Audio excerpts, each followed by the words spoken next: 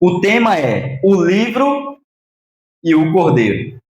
Vi na mão direita daquele que estava sentado no trono um livro em forma de rolo, escrito por dentro e por fora, e selado com quantos selos?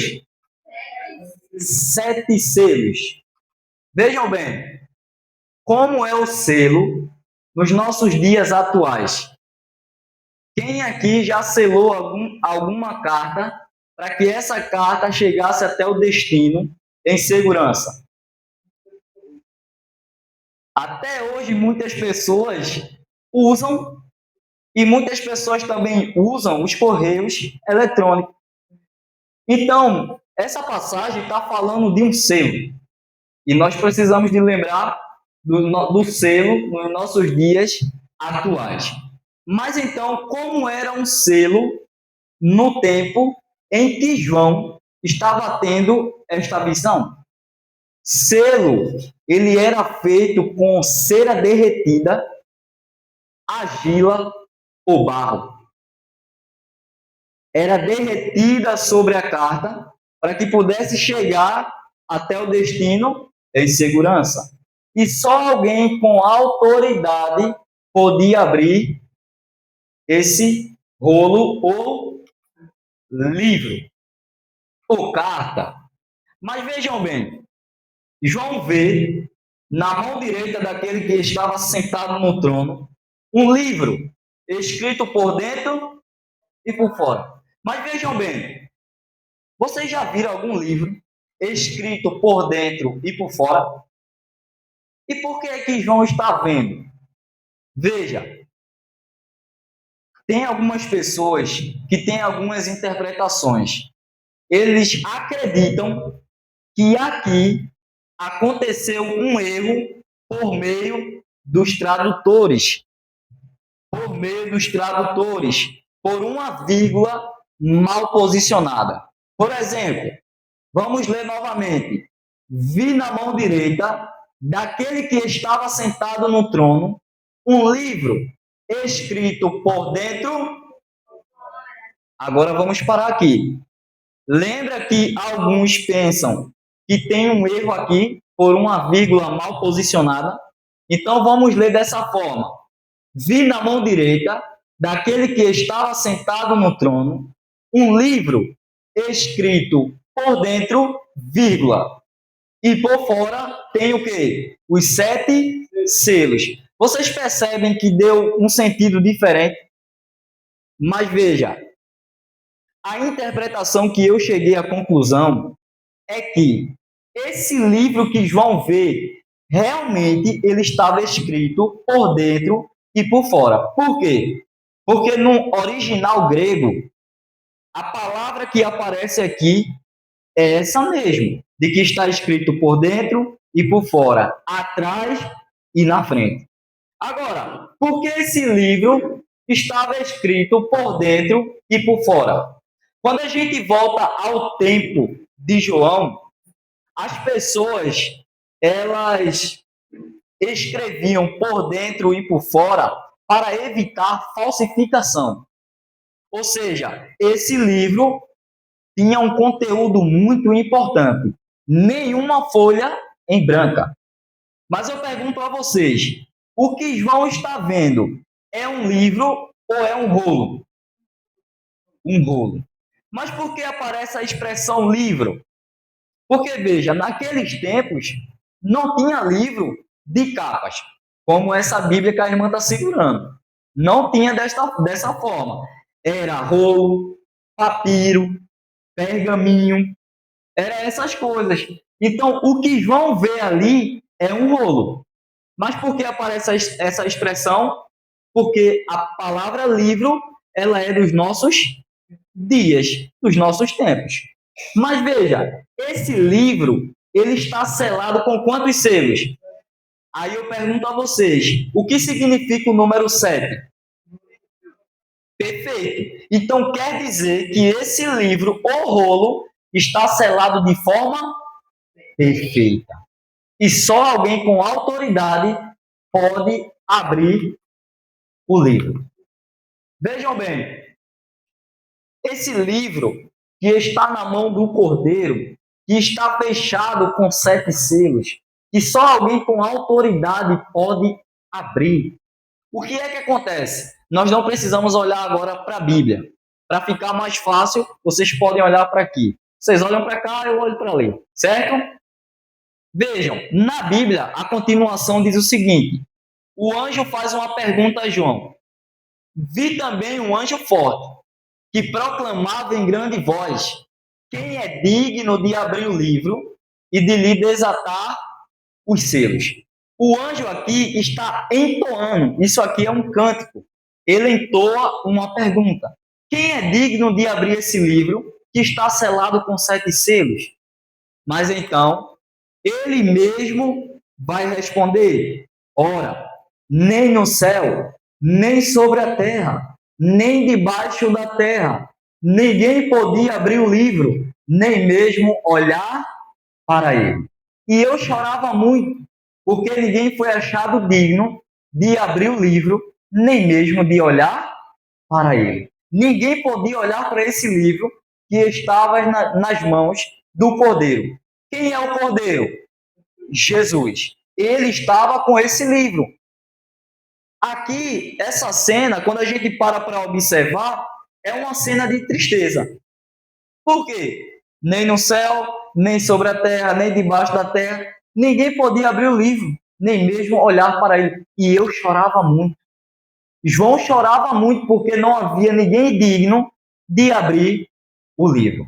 Mas então vem a solução. Todavia, um dos anciões disse a João: não chores, eis que o leão da tribo de Judá, a raiz de Davi, venceu para abrir o livro e os seus 7 selos.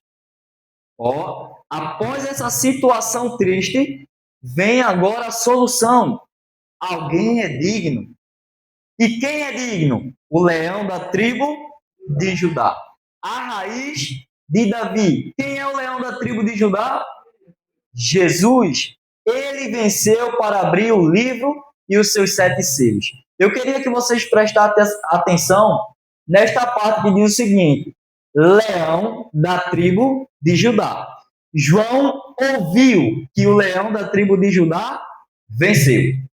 Agora, João, quando vai olhar, quando ele vai ver, diz o seguinte: então vi no meio do trono e dos 4 seres viventes, e entre os anciões, de pé, um cordeiro, como tem sido morto. Ele tinha 7 chifres, bem como 7 olhos, que são os 7 Espíritos de Deus, enviados por toda a terra. Veja que detalhe interessante.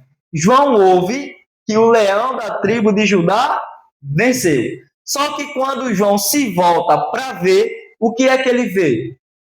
Um cordeiro que parecia que tinha sido morto. Tinha quantos chifres?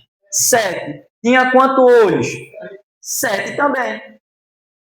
Mas eu pergunto a vocês, por que é que João ouve que é o leão e depois ele vê um cordeiro?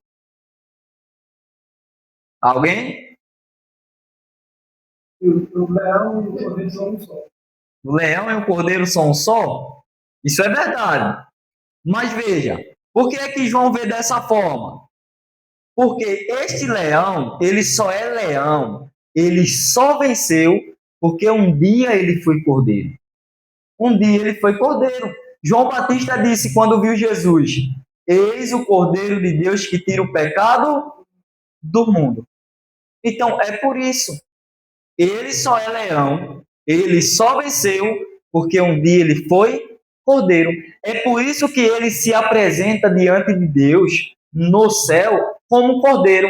Por quê? Porque ele veio ao mundo como cordeiro morrer por nós na cruz.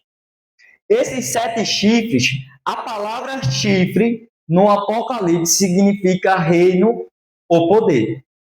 Então, se o número 7 é perfeito e chifre é poder ou reino, então está nos dizendo que o reino de Cristo é Perfeito. E o que são os 7 olhos? São os 7 Espíritos de Deus enviado por toda a terra. Eu pergunto a vocês, esse cordeiro que tem 7 chifres, é um animal ou é Jesus? Jesus. É Jesus. Isso aqui é apenas uma forma simbólica para nos mostrar o verdadeiro significado. Agora, continuando. Veio, pois, o cordeiro veio e tomou o livro da mão direita daquele que estava sentado no trono. E quando tomou o livro, os 4 seres viventes e os 24 anciões se prostraram diante do cordeiro, tendo cada um deles o quê? Uma harpa e taças de ouro cheias de incenso, que são as orações dos santos, e entoavam um novo cântico, dizendo: o que acontece? O Cordeiro Jesus pega o livro misterioso que está na mão de Deus, do seu Pai. Uma coisa que vocês precisam saber: nós, como adventistas, nós entendemos que o conteúdo que contém nesses 7 selos, que contém nesse rolo misterioso, é a história do povo de Deus. Ou seja, cada selo a ser rompido vai nos mostrar uma parte da história do povo de Deus. Mas então o cordeiro pega o livro da mão direita daquele que estava sentado no trono. E quando ele pega o livro, os 4 seres viventes, os 24 anciões fazem o quê? Se prostram e começam a adorar. Só que tem um detalhe interessante. Cada um deles tinha o quê? Uma harpa e taças de ouro cheias de incenso. Vocês sabem o que é incenso? Não tem quando você compra um incenso para colocar na sua casa, para a casa ficar perfumada, cheirosa? Da mesma forma, o incenso é uma fumaça que sobe. Isso está nos mostrando o quê? O incenso é as orações dos santos. E quem é os santos? Oi? Nós.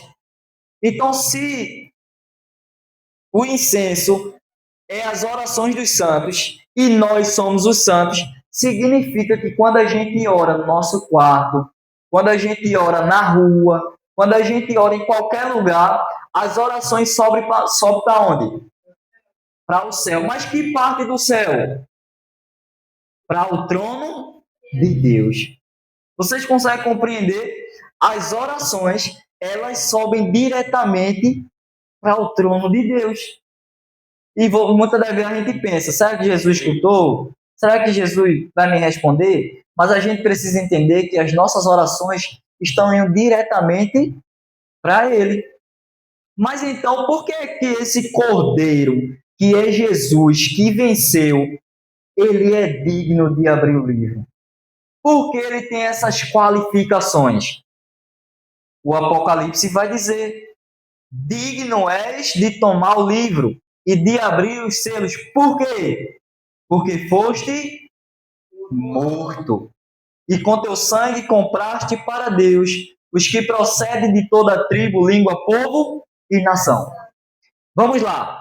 Digno és de pegar o livro, de abrir o livro, de quebrar os selos, porque foste morto. Para que vocês possam cravar na mente, para que vocês possam entender, há 2 motivos especiais pelas quais a gente adora a Deus. Quem sabe me dizer? Deu branco? Primeiro, quando a gente vai para o Apocalipse 4, vai mostrar um motivo especial. A Bíblia vai dizer: tu és digno, Senhor, e Deus nosso, de receber a honra, a glória e o louvor. Por quê? Porque todas as coisas tu criastes. Então, peraí. Primeiro motivo, eu adoro a Ele porque Ele é o meu Criador. Segundo motivo, num capítulo que a gente está lendo, vai dizer: digno és de pegar o livro porque foste morto. Então, outro motivo especial pela qual eu adoro o Senhor Por quê? Porque ele foi morto. A gente pertence a Cristo porque ele nos criou e porque ele nos redimiu. Porque ele nos redimiu. Esse leão da tribo de Judá, esse leão que venceu, a raiz de Davi. Por que é que ele é a raiz de Davi? Porque ele é da descendência de Davi. Ele é de linhagem davídica.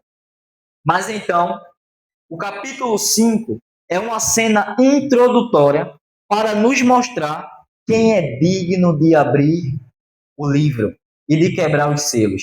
Quem é digno? Jesus. Ele é digno. Mas então começa a abertura dos selos. Apocalipse capítulo 6, versículo 2, vai dizer o seguinte: vi então, vamos ler a partir do verso 1. Vi quando o cordeiro quebrou o primeiro dos 7 selos. Capítulo 6, viu? E ouvi um dos 4 seres viventes dizendo, como se fosse som de trovão, venha. Vi então, e eis um cavalo, e o seu cavaleiro tinha e foi-lhe dado, e ele saiu vencendo para vencer. Vejam, na Bíblia, vocês vão encontrar vários grupos de 7. Como assim? Por exemplo, 7 igrejas, 7 selos, 7 trombetas, 7 pragas, vários grupos de 7. E os 7 selos, eles estão em paralelo com as 7 igrejas. São os mesmos eventos, o mesmo período. Só que a Bíblia é uma verdade que se amplia. O que a gente não encontrou nas igrejas, a gente vai encontrar nos 7 selos. E quando o cordeiro rompe o primeiro selo, vem um cavalo branco. E o seu cavaleiro tinha um arco. Vocês já estudaram comigo as 7 igrejas, já faz um tempo. Vejam, se os 7 selos estão em paralelo com as 7 igrejas, vamos fazer agora essa comparação. Esse cavalo é de que cor? Branco. Quando a gente vai para a primeira igreja, como ela se chama?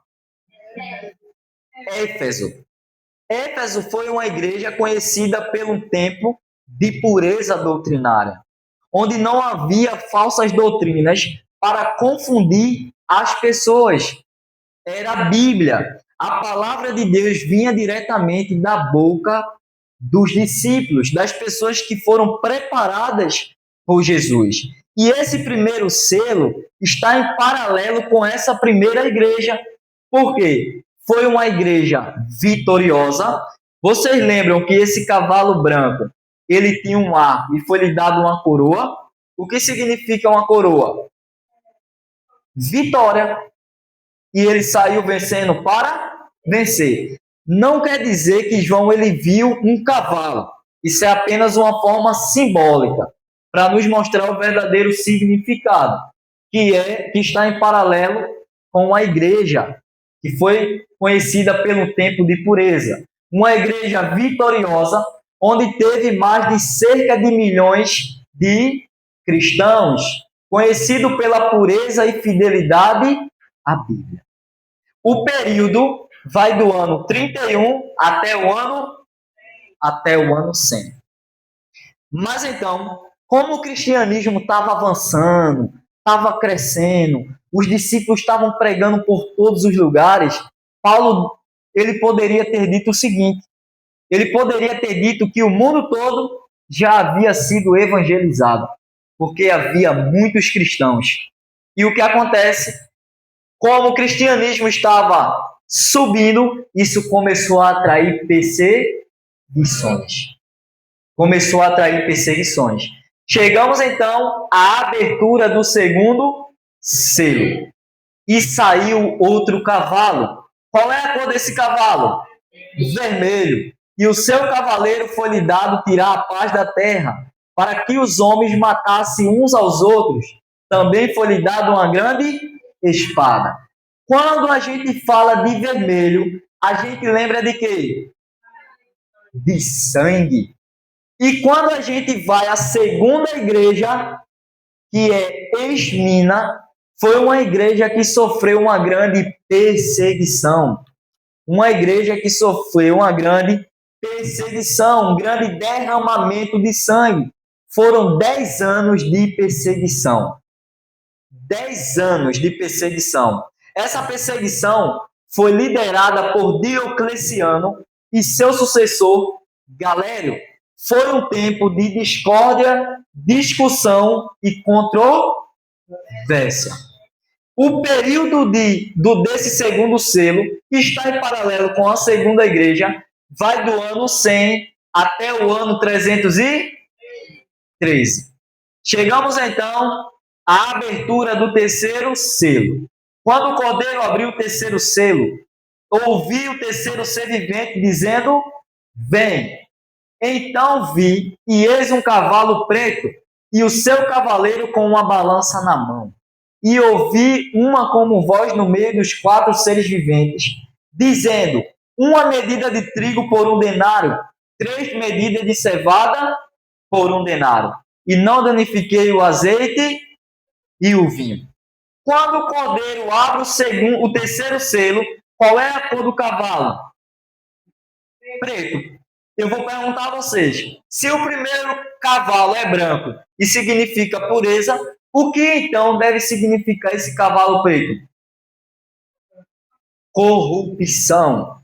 Corrupção. Vocês podem observar que esse cavaleiro foi lhe dado, ele tinha uma balança na mão. Quando a gente vai fazer o paralelo, ele está em paralelo com a igreja de Pérgamo, que vai do ano 313 até o ano 538. Foi uma igreja que aconteceu a corrupção da fé, por isso cavalo preto, escuridão. No ano 538 é onde o bispo de Roma ele começa a dominar. Quem conhece aqui o Papa? Já ouviu falar de Papa aqui? É aí que começou. Foi aí que o Papa começou a dominar. Foi aí em 538. Foi a época da fome e da miséria espiritual. Foram introduzidos dentro dessa igreja dogmas e tradições. Por exemplo, no ano 313 foi conhecido o Edito de Milão. Na igreja de Esmina não houve uma grande perseguição, mas essa perseguição parou quando veio esse decreto. Em 321 foi decretado a adoração ao domingo. Mas como a gente sabe qual é o dia que a gente deve adorar? O dia de sábado. No ano 364 acontece o concílio de Laodiceia. É oficializado a guarda do domingo. É por isso que tem essa ideia aí. Enquanto a Bíblia diz que a gente tem que guardar o sábado, o que é que as pessoas dizem? A gente tem que guardar o domingo. No ano 370 começa a cultuar os santos. Quem aqui já se viu adorar pessoas? A gente pode fazer isso? De forma nenhuma. No ano 400 acontece a oração pelos mortos. Quem já se viu orar por quem já morreu? Quem já orou aqui? Sejam sinceros. 3, 4. Já orou por quem já morreu? Já? Pronto, mas quem já se viu orar por quem já morreu? Quem já morreu já teve seu destino traçado. Vida eterna ou morte eterna. A gente tem que tomar a decisão enquanto a gente está o quê? Vivo. Mas então, por amor. Mas então chegamos à abertura do 4º selo. Olhei e eis um cavalo amarelo. E o seu cavaleiro, sendo este chamado Morte, e o inferno estava seguindo, e foi-lhes dada autoridade sobre a 4ª parte da terra, para matar a espada pela fome, com a mortandade por meio das feras da terra. Quando a gente fala de cavalo amarelo, o que vem na mente de vocês? pálido. Quando a gente está doente, qual é a primeira coisa que as pessoas dizem? Tá pálido. Tá amarelo.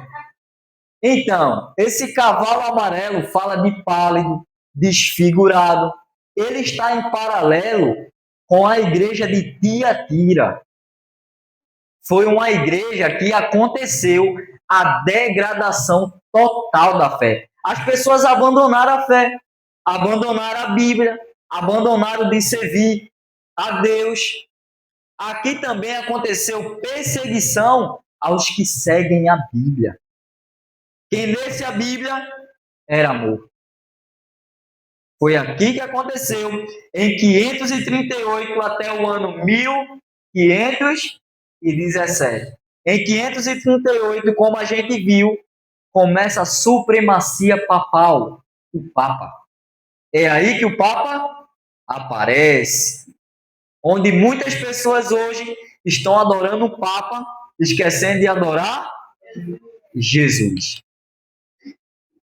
Mas veja, esse cavaleiro, ele se chamava Morte, e o inferno estava seguindo. Vocês conseguem observar a escuridão que estava aqui, o qual as pessoas tinham abandonado a fé de vez. Mas então, chegamos ao quinto selo.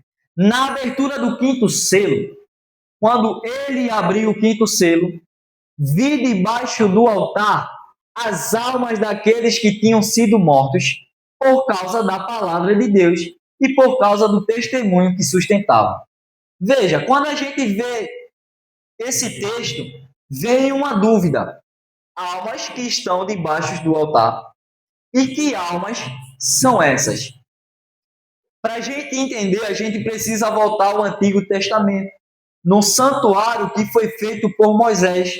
No santuário havia um altar de holocausto, onde as ofertas eram queimadas. E a base desse altar era derramado o sangue dos animais, onde era feito o sacrifício dos animais. Da mesma forma, assim como o sangue dos animais era derramado, aqui no quinto selo, o sangue dos mártires clama por vingança, clama por justiça. Aí eu pergunto a vocês, ou seja, a gente não deve entender esse texto como almas que estão conscientes no céu pedindo vingança. Por quê? Vamos supor, irmão, que a senhora vai para o céu. Faz sentido a senhora estar no céu, em um lugar perfeito, adorando o Senhor, feliz eternamente, e a senhora pedir vingança por alguém? Não faz sentido. Segunda coisa, se a senhora está no céu, a pessoa que fez o mal à senhora está onde? No inferno. Teria maior vingança do que essa, do que a pessoa está no inferno? Então não faz sentido ter pessoas conscientes no céu clamando por vingança. Isso aqui é apenas uma figura de linguagem. Uma figura de linguagem para descrever que logo em breve Cristo fará justiça. Quem lembra dos dois irmãos, Abel e Caim? Quando Caim matou Abel, o que foi que Cristo disse? Cadê o teu irmão? E ele respondeu, por acaso sou eu tutor do meu irmão? E Deus disse, o sangue do teu irmão clama por justiça. Porque o sangue representa vida. O sangue representa vida.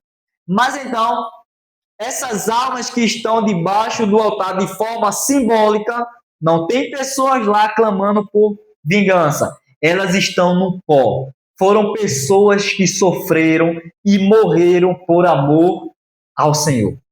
E o sangue delas, do pó, está clamando por justiça. E logo em breve, Cristo trará justiça. Foi pedido a eles que repousasse por pouco tempo, ou seja, para que vocês possam entender. Fiquem aí mais um pouquinho, durmam mais um pouquinho, porque até que se complete o número dos seus conservos, ou seja, de pessoas que ainda vão morrer por amor a Jesus. Pode ser eu, pode ser vocês, mas ainda há pessoas que vão morrer por amor ao Senhor. Mas então, chegamos à abertura do sexto selo. Vi quando o Cordeiro abriu o sexto selo e sobreveio grande terremoto. O sol se tornou negro como um saco de crina. A lua ficou toda como sangue. As estrelas do céu caíram pela terra, como a figueira, quando abalada por vento forte, deixa cair os figos verdes. Vejam bem, na abertura desse sexto selo, o que acontece? Aí tem 3 eventos, né? Terremoto, 4 eventos, terremotos, o sol escurece, a lua se torna como sangue e as estrelas caem do firmamento. Eu pergunto a vocês, esses eventos já aconteceram ou vão acontecer? Já aconteceram. Esses eventos já aconteceram.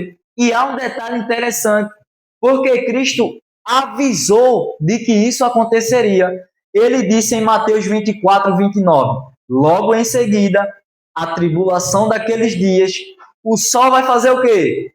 Escurecer, a lua não dará sua claridade, as estrelas cairão do firmamento e os poderes do céu serão abalados. Os mesmos eventos agora que se cumpriram no Apocalipse. Esses eventos já aconteceram.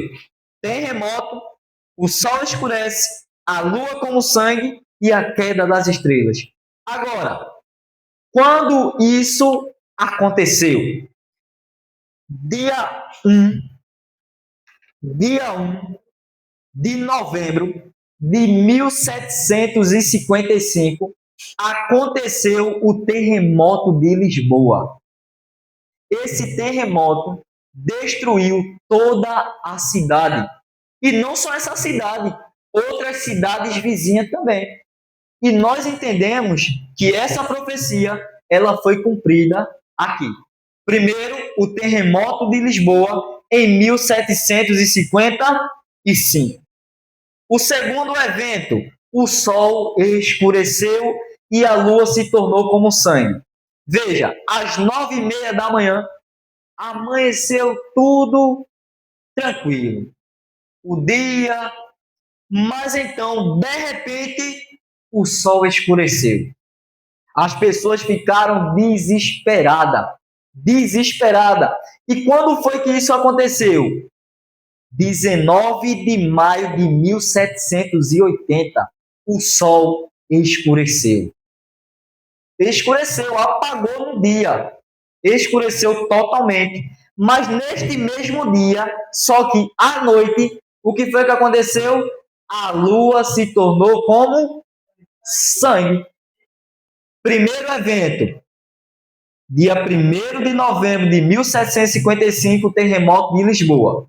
Segundo evento, o sol se escureceu e a lua como sangue, aconteceu dia 19 de maio de 1780. O terceiro, queda das estrelas. De repente, começou a cair estrelas nos Estados Unidos. As pessoas amanheceram com a queda de estrelas. E a história diz que em menos de 6 horas foram mais de 100.000 a 200.000 estrelas que caíram.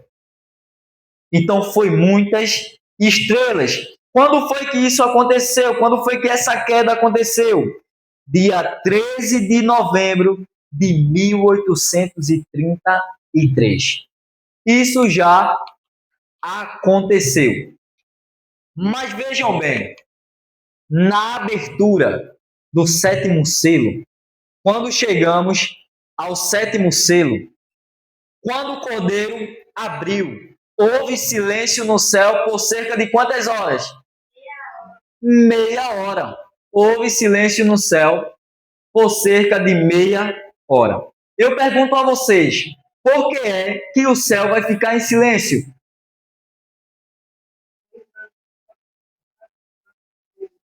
Porque Jesus vai voltar. É por isso que o céu vai ficar em silêncio. Olha o que diz Mateus 25:31.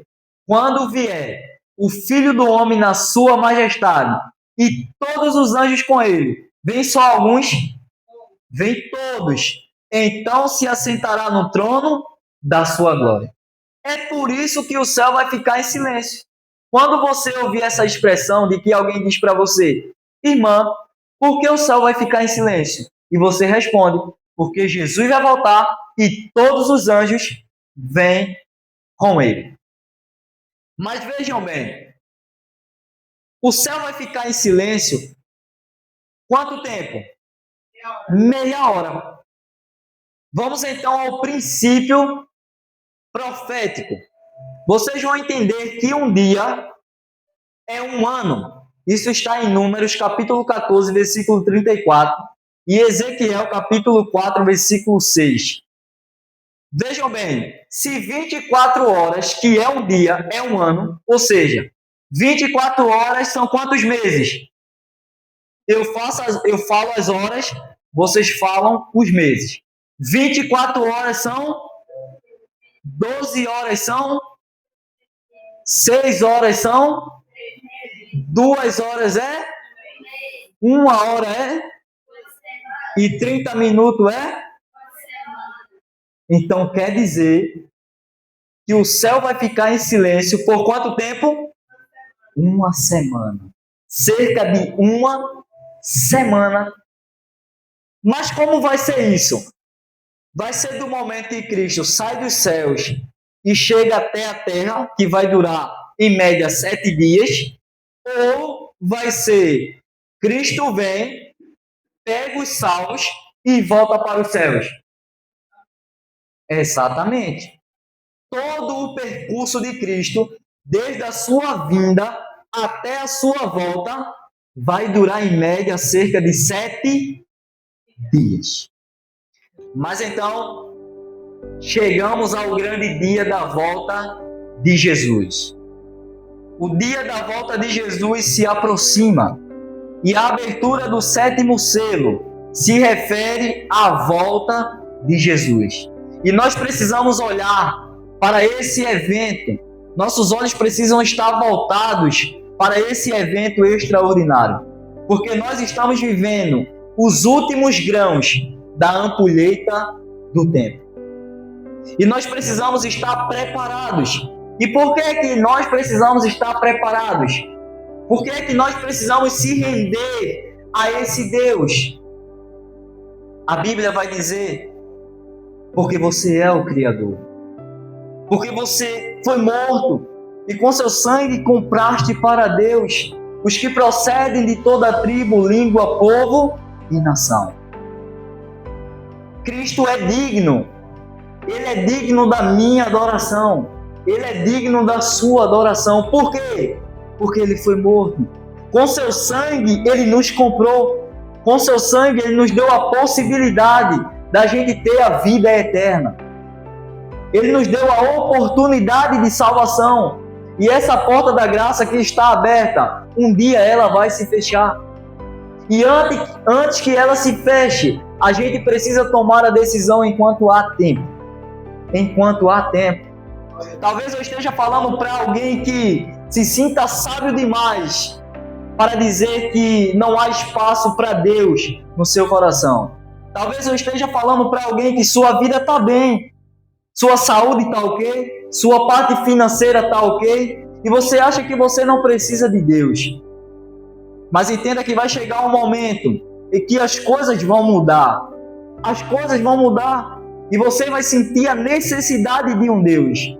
Você vai sentir a necessidade de ter um Deus, porque eu não aceitei Ele, porque eu não tomei a decisão por Ele, porque eu não me entreguei. Então hoje é o dia da gente se agarrar a essa oportunidade. Hebreus capítulo 3, versículo 15 vai dizer: hoje, se ouvirdes a sua voz, não endureçais o vosso coração. Nós precisamos abrir o nosso coração. E nós, como cristãos, precisamos acordar. Nós precisamos ser cristãos dentro e fora da igreja. Não é simplesmente carregar uma Bíblia debaixo do braço. Nós precisamos acordar. Nós precisamos vigiar e orar, porque o dia da volta de Jesus se aproxima. O tempo está acabando. As profecias estão se cumprindo. E a volta de Jesus é a abertura desse 7º e último selo. E quando ele se abrir, Jesus, ele volta. E vai acontecer o maior reencontro da história, onde nós se reencontraremos com nossas famílias, pessoas que já se foram, pessoas que tiveram a sua vida ceifada de forma tão cruel. Nós vamos ter a oportunidade de se encontrar com elas nesse grande dia. Nós vamos ter a oportunidade. A sua mãe, o seu pai, que hoje, que já foi embora, você vai ter a oportunidade de reencontrar. Talvez você possa pensar, eu não vou encontrar minha mãe, eu não vou encontrar meu pai, eu não vou encontrar fulano, porque a vida de fulano era dessa forma. Mas eu queria que você entendesse uma coisa, que você não duvidasse da graça de Deus. Você não sabe o último momento dessa pessoa. Você não sabe qual foi a decisão que no último momento essa pessoa tomou. A gente pode lembrar do ladrão na cruz, que tomou a decisão, Senhor, quando vier no seu reino, lembra de mim. E Jesus respondeu, você hoje estará comigo no paraíso. Então a oportunidade, e enquanto a porta da graça ainda está aberta, você pode tomar essa decisão. Você pode tomar a decisão de entregar a Cristo de fato. Você pode tomar a decisão e deixar que Cristo, ele reine em seu coração. Ele é digno. Ele é digno da nossa adoração. Ele é digno do seu coração. Só ele é digno. Não há outra pessoa. Só ele é digno. Por quê? Porque ele nos criou e porque ele nos redimiu. Amém. Esse leão da tribo de Judá que venceu, a raiz de Davi, ele um dia foi cordeiro. Ele um dia deixou o céu. Ele um dia, ele disse, Pai, eu preciso ir na terra. Eu preciso salvar os meus filhos. Eu preciso salvar os meus irmãos. Eu preciso mostrar a ele que ainda há oportunidade, que ainda há salvação. E ele fez isso. Ele morreu na cruz por amor a mim e a você. Então que nós possamos adorar a Cristo. Que a gente possa relembrar que ele é digno. E em toda a Bíblia, em toda a trajetória, vai mostrar que Cristo é digno, porque ele foi morto. E com seu sangue ele nos comprou. Ele pagou um preço muito alto, que a gente não conseguiria pagar. E só temos que ser agradecidos a Deus e aceitar que um dia ele se sacrificou por nós na cruz, que um dia ele morreu em nosso lugar e que um dia ele vai voltar para nos buscar. Que Deus ele venha abençoar vocês e que a cada dia vocês possam tomar a decisão de entregar a vida ao Senhor. Vamos ficar em pé e vamos entoar o hino. Cristo, ele é digno de toda adoração. Há uma frase bem interessante que diz o seguinte: quando eu olho para mim, eu não vejo como me salvar. Mas quando eu olho para Cristo, eu não vejo como me perder. Então veja, que a gente possa abrir o coração a Deus, que a gente possa adorar. Por quê? Porque ele é o Criador e porque ele é o Redentor. Porque um dia ele foi morto e com seu sangue ele nos comprou. Feche os olhos para que a gente possa orar. Querido Deus e eterno Pai, meu Senhor, eu sei que daí do céu o Senhor está nos vendo. Eu sei que o Senhor está sentado no maior trono do universo. Eu sei que os anjos estão ao teu redor te adorando. E eles adorarão para todo sempre. Mas, Senhor, nós queremos estar aí também. Eu sei que muitas das vezes a gente tem o nosso coração duro. Eu sei que muitas das vezes a gente erra, a gente é falho, a gente peca, mas a gente quer estar aí também, Senhor. E queremos te pedir força, queremos te pedir sabedoria, para que a gente possa se preparar da melhor forma, para que a gente possa chegar aí, Senhor. Eu sei que se a gente olhar para Ti, eu sei que se a gente focar no Senhor, não tem como a gente se perder. Pai, obrigado. Tu és digno de toda adoração.